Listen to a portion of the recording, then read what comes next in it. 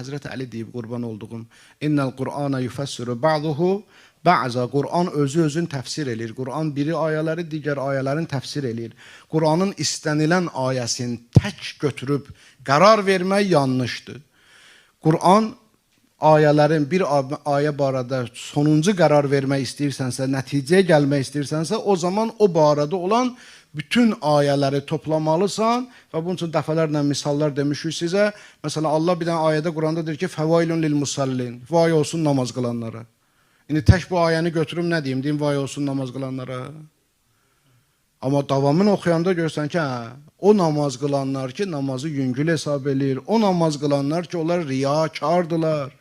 Riya edirlər namazla. Bəli, onlara vay olsun. Nəinki namaz qılanlara vay olsun. Və yaxud Allah Quran-ı Kərimdə məsələn bir ayədə Allah Teala buyurur ki, sizin canınızı alan Allahdır. Birində deyir ölüm mələyidir, birində deyir elçilərimiz, yəni mələklərdir. Yox ki, mən tək bir dənəsini götürsəm, Allah özü can alırmış, bu neçə vaxtı bizi aldadıblar.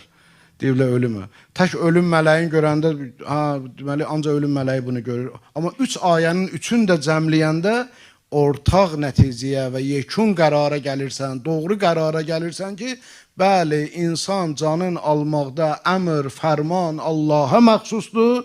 Allahın əmri ilə ölüm mələyinin ixtiyarında olan mələklər bu işi icra edirlər. Cəmləndi, üç ayənin üçü də dolğun bir məna ortaya çıxdı, yekun bir qərar ortaya çıxdı.